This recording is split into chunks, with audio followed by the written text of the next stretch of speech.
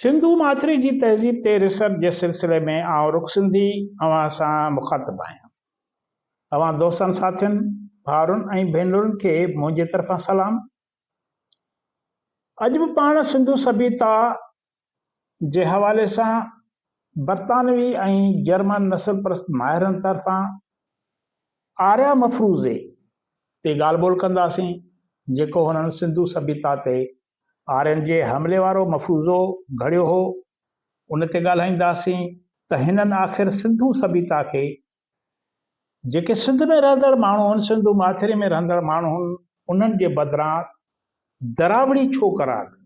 जेके दरावड़ तमामु परे असां खां इलाही विच में केतिरियूं भारतीय रियासतूं आहिनि, उन खां पोइ उन्हनि जा इलाइक़ा आहिनि तमिलनाडु, तेलुगु। आख़िर हुननि दरावड़ी छो करार ॾिनो? इन ते पंहिंजी ॻाल्हि ॿोल थींदी। जिन बि दोस्तनि अञा सूदो असांजे चैनल खे सब्सक्राइब न कयो आहे, उहे चैनल खे सब्सक्राइब कनि, वीडियोस दोस्तनि सां शेयर कनि, वीडियोस लाइक कनि। असल में बैठकी दौर में यूरोपी माहिरनि तरफ़ां सिंधु माथिरी ते आर्यनि जे हमले खे जवाज़ बख़्शण लाइ ॾखिण इंडिया में रहंदड़ दरावड़नि खे सिंधु सभ्यता जा वारस करार ॾिनो। यूरोपी माहिरनि मूजिब दरावड़नि खे नाम निहाद आर्यनि सिंधु माथिरे ते हमलो करे भॼाए कढियो। हुन जे मफ़रूज़े मुताबिक़ त दरावड़नि खे आर्यनि हमलो करे हितां सिंधु माथिरे भॼाए कढियो। आर्यनि जे हमले ऐं सिंधु सभ्यता खे नास करण बैदि इहो मफ़रूज़ो घड़ियण बि ज़रूरी हुयो त सिंधु माथिरे जा वारस हमले बैदि लॾ पलाण करे ॾखिण हिंदुस्तान यानी तमिलनाडु हलिया विया। दरावड़नि खे यूरोपी माहिरनि नफ़रत विचां अफ्रीकन वांगुरु रंग जा कारा बदशिकिल बेडोला करार ॾिनो पंहिंजे किताबनि में, जॾहिं त हमले आवर आर्यनि खे गोरे रंग जा सुहिणा सिबता करार ॾिनो।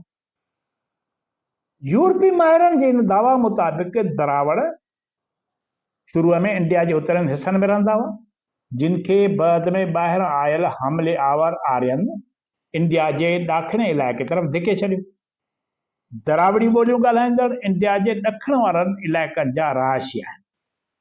माना जेके माण्हू दरावड़ी ॻाल्हाइनि था उहे ॾखिण जा, इंडिया जा जेके ॾखिण वारा इलाइक़ा आहिनि उतां जा रहवासी, उत्तर जा न आहिनि। इंडिया जे इन्हनि रियासतुनि में तमिलनाडु, केरला, कर्नाटका, आंध्र प्रदेश, तेलंगाना, इहे माना इलाइक़ा शामिल आहिनि, रियासतूं शामिल आहिनि। दरावड़ी ॿोलियूं ॻाल्हाईंदड़ इंडिया जी आबादी जो 20% आहे। दरावड़ी ॿोलियुनि जे ग्रुप में तमिल, मलयालम, तेलुगु, कन्नड़ा ऐं तुलु समेत 70 ज़बानूं शामिल आहिनि। यूरोपी माहिरनि तरफ़ां मुंहनि जे दड़े ऐं हड़पा जे खोटाइण बैदि सिंधु सभ्यता खे दरावड़ी तहज़ीब करार ॾियण जो को बि ठोस जवाज़ मौजूदु न हुयो। जॾहिं 1924 में सर्जान मार्शल मुंहनि जे दड़े जी खोटाई कराई त हिन ऐलान कयो त मुंहनि जे दड़े मां मिलियल ॿोली दरावड़ी ज़बान ऐं सिंधु तहज़ीब दरावड़ी तहज़ीब आहे।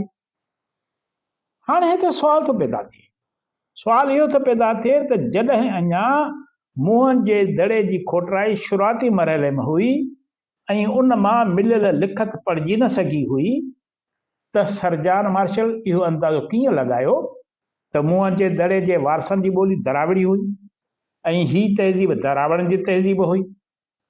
सर्जान मार्शल जे इन दरावड़ी तहज़ीब वारे मफ़रूज़े खे हेनरी हिरास, आस्को पारपोला ऐं अरुथम महादेवन अॻिते वधायो, माना उनजी हिमायत कयनि ऐं उन ॻाल्हि ते ज़ोर ॾिनो वियो त सिंधु सभ्यता आगाटी दरावड़ी बुनियाद रखंदड़। हिंदुनि जे धर्मी किताबनि वेदनि जो अभ्यास कंदड़ माहिरनि मूजिब ऋग्वेद में किथे बि लफ़्ज़ दरावड़ कंहिं नस्ली ग्रुप तौरु इस्तेमालु थियल न आहे, जॾहिं त दरावड़ लफ़्ज़ ऋग्वेद बैदि लिखियल संस्कृत अदब जे किताबनि में जाग्राफियाई खिते तौरु कतब आंदो वियो आहे। माना जेकॾहिं उन वक़्तु दरावड़ हुया त ऋग्वेद में सिंधु दरिया जी तारीफ़ आहे, सिंध जो ज़िक्र आहे, हिन खिते जो ज़िक्र आहे, त उन ऋग्वेद में आख़िर दरावड़नि जो छो न ज़िक्र कयो त बाबा इहो दरावड़ी आहे, असां आहियूं, हीअ असांजो दरिया आहे, हीअ असांजी तहज़ीब आहे? किथे बि न आहे। पर इहो दरावड़ी लफ़्ज़ जेको आहे ऋग्वेद खां पोइ जेके लिखियल आहिनि संस्कृत अदब जे किताबनि में के नस्ली ग्रुप या कंहिं ॿोलीअ वारे ग्रुप लाइ न पर जाग्राफियाई खिते तौरु कत बांधल आहे।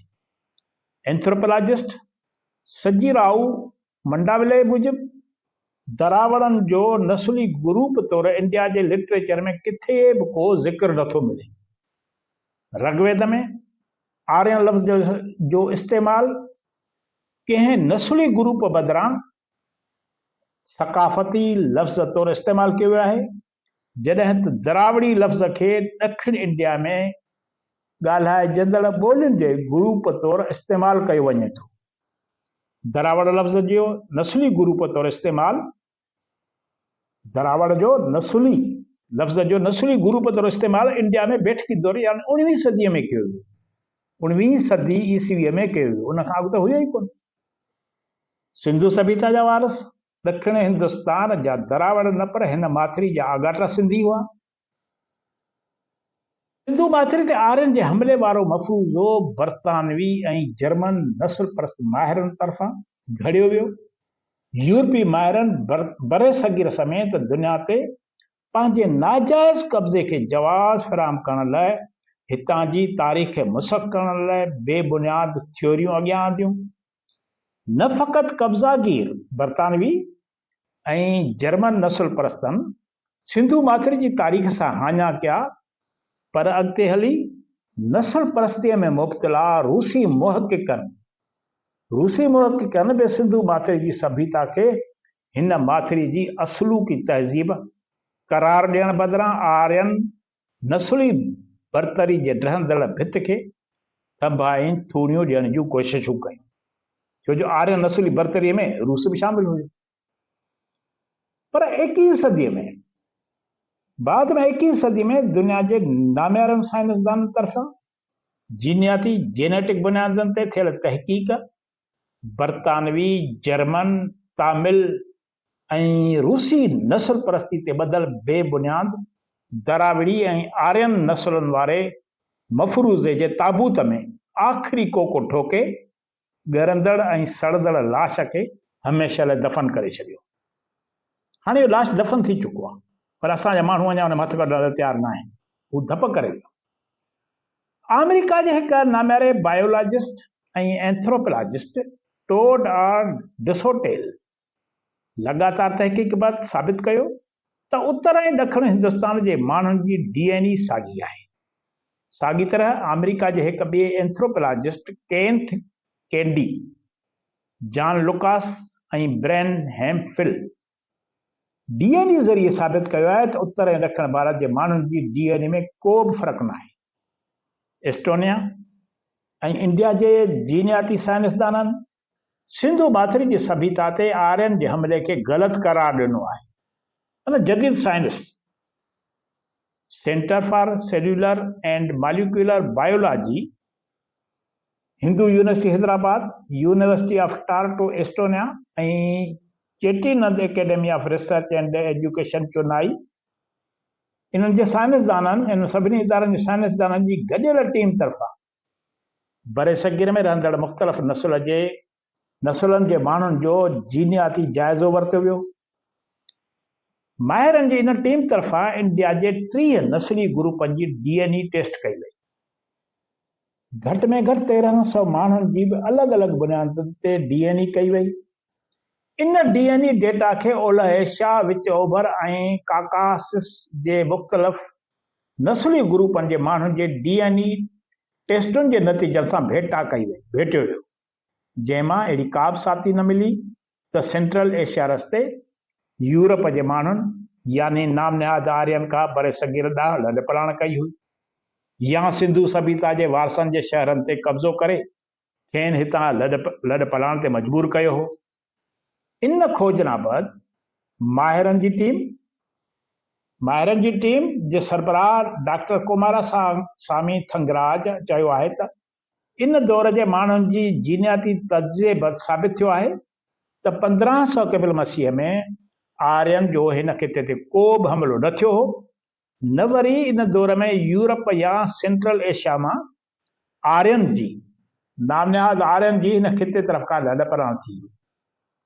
छाकाणि त इन दौर जे माण्हुनि जी जीनियाती खोजना बैदि हिते आर्यन जे हुजण जो को बि सबूत न मिलियो आहे। Centre for Cellular and Molecular Biology जे अॻूणे डायरेक्टर ऐं हिंदू यूनिवर्सिटी जे vice chancellor doctor Lalji Singh चयो आहे त हाणे वक़्तु अची वियो आहे। हू त चयो त हाणे वक़्तु अची वियो आहे त इन जीनियाती तहक़ीक़ बैदि असांखे हिन खिते जी तारीख़ नए सिरे लिखणु घुरिजे। हिन वधीक चयो आहे त इन ॻाल्हि जो को बि सबूत मौजूदु न आहे त आर्यन उन दौर में सिंधु सभ्यता ते का काह कई हुई या वरी यूरोप खां हिंदुस्तान तरफ़ का लॾ पलाण थी हुई। डॉक्टर लालजी संघ चयो आहे त आर्यन ऐं दरावड़नि में वेड़ वारी थ्योरी बिल्कुलु बेबुनियाद हुई।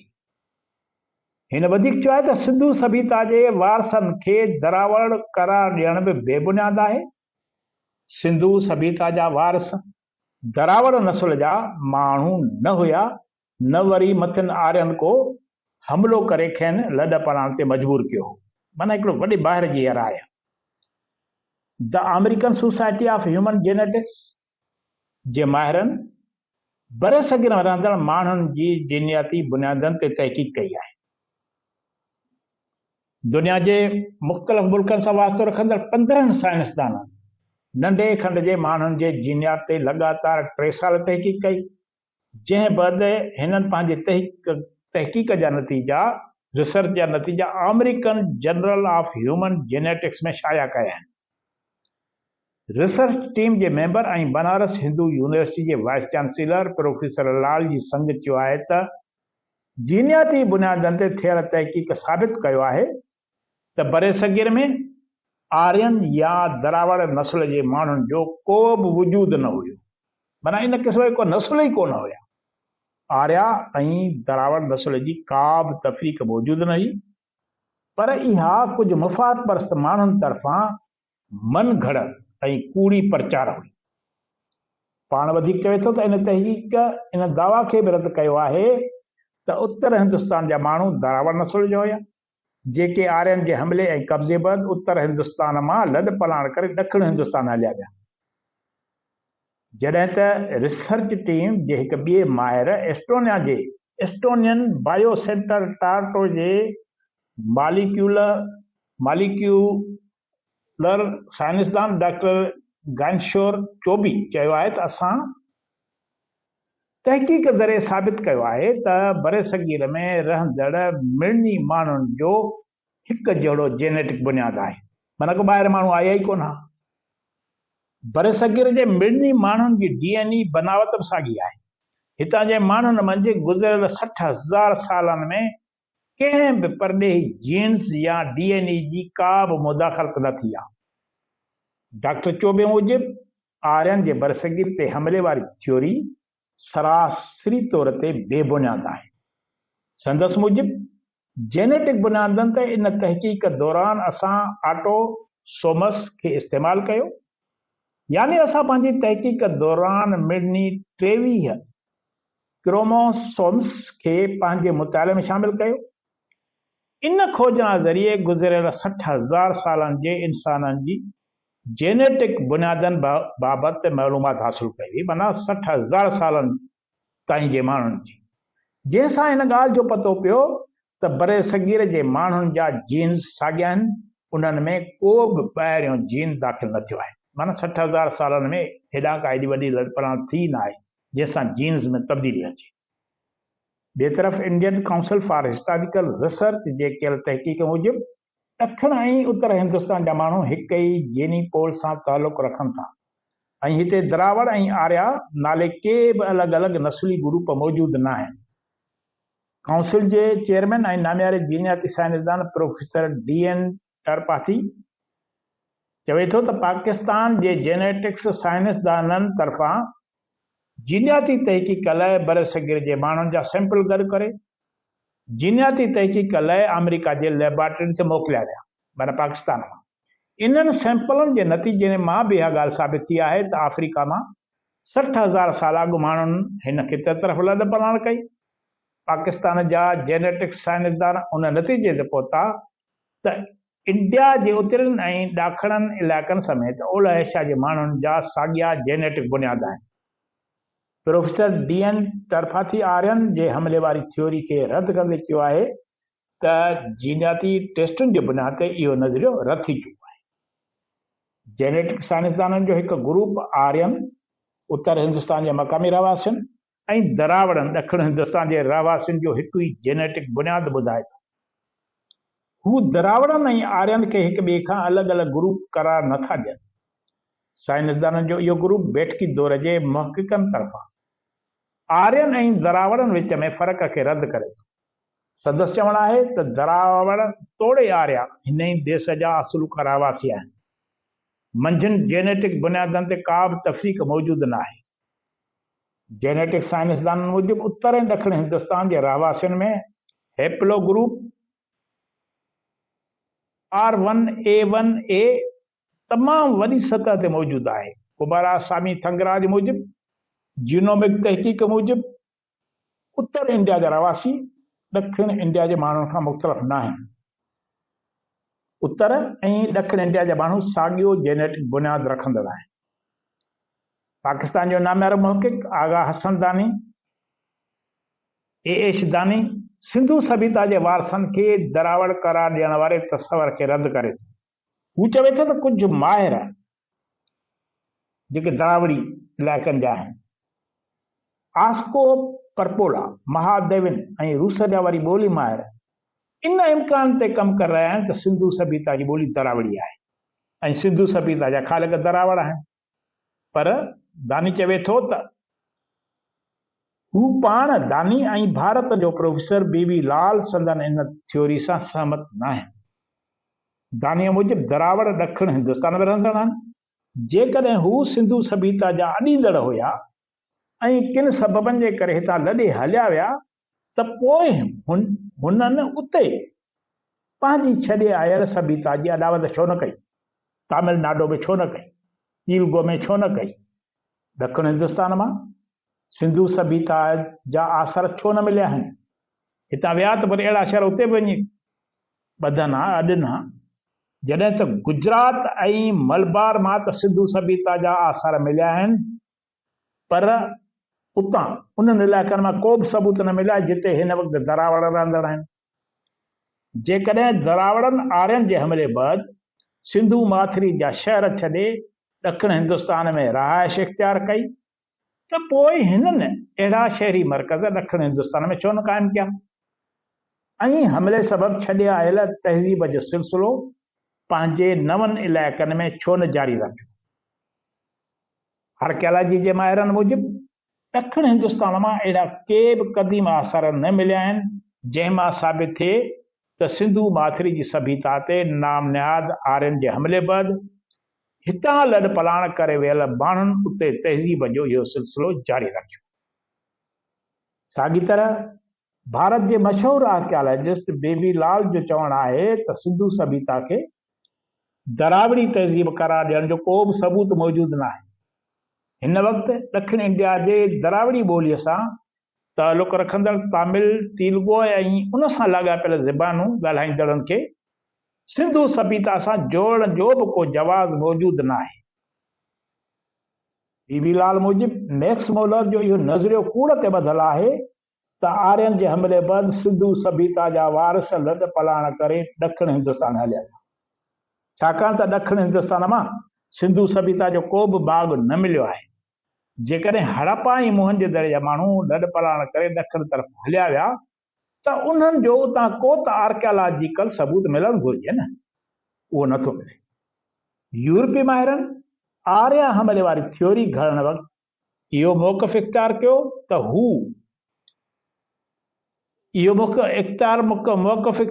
हू सिंधु सभ्यता फ़क़ति सिंधु माथिरी ताईं महदूद हुई। माना सिंधु सभ्यता हुननि जो मौक़िफ़ सिंधु सभ्यता फ़क़ति सिंधु माथिरी ते महदूद हुई ऐं उन माथिरी ते आर्यन हमलो करे सिंधु सभ्यता जे वारसनि खे भारत यानी गंगा माथिरी तरफ़ लॾे वञण ते मजबूर कयो।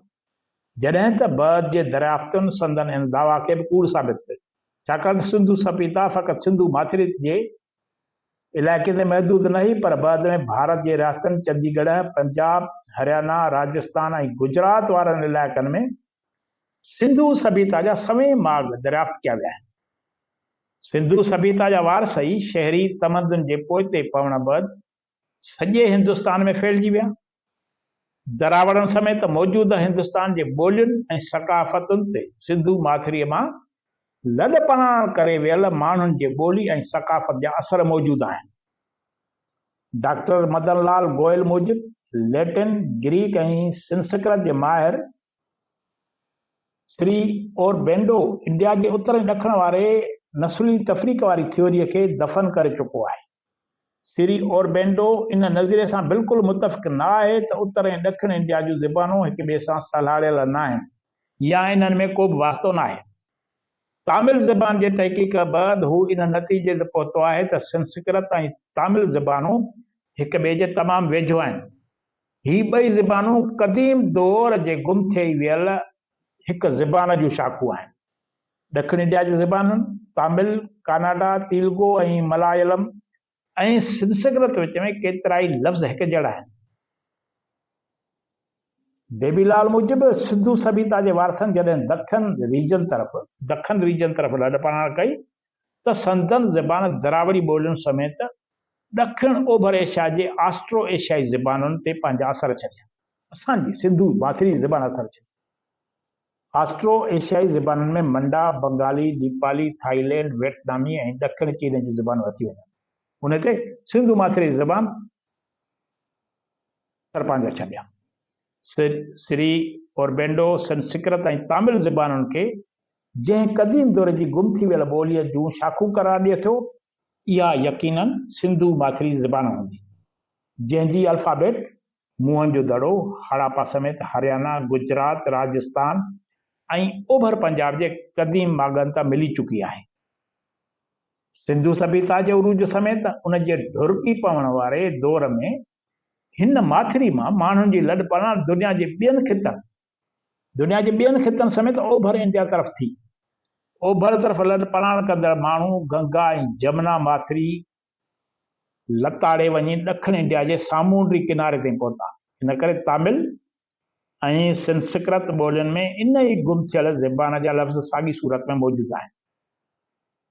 हाकड़ो नदी जंहिंखे सरस्वती बि चवनि था, उन जे किनारनि ते आबाद थियल सिंधु सभ्यता जे मागनि जी दरियाफ़्त बि इन ॻाल्हि जी निशानदेही करे थी त सिंधु सभ्यता जे ढुरकी पवण बैदि इन तहज़ीब सरस्वती नदी जे किनारनि ते पंहिंजो तसलसल जारी रखियो।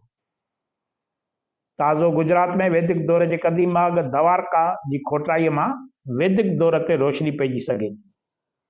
हिंदुनि जे मज़हबी किताब महाभारत मूजिबि द्वारका सिंधु बादशाहत जो माना सिंधु किंगडम जो हिकु शहर हुयो। महाभारत में इहा ॻाल्हि आहे, सबूत है। बैठकी दौर में अंग्रेज़नि तरफ़ां सिंधु माथिरी जी तहज़ीब खे नाम निहाल दरावड़ी तहज़ीब करार ॾियण पोयां जेको मफ़रूज़ो क़ाइमु कयो वियो, इन मूजिबि सेंट्रल एशिया मां काह करे आयल आर्यन सिंधु तहज़ीब जे वारस दरावड़नि खे शिकस्त ॾेई अहिड़ो त मजबूर कयो जो हू भर वारनि भारतीय रियासत गुजरात ऐं राजस्थान वग़ैरह में पनाह वठण बदिरां 5 भारतीय रियासतूं लताड़े वञी 2000 किलोमीटर परे तमिलनाडु में पनाह वठी वेही रहिया।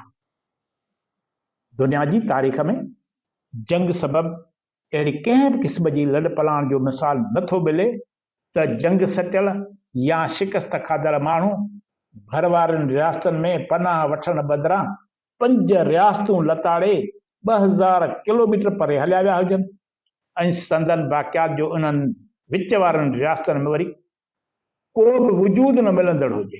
माना का वाक़ियात ॿियनि रियासतनि में मिले न, जेके सिंधु माथिरी ऐं तमिलनाडु जे विच में रियासतूं। सिंधु तहज़ीब जे मागनि तां मिलियल काफ़ी शयूं असांखे द्राविड़ी कल्चर में नथियूं मिलनि।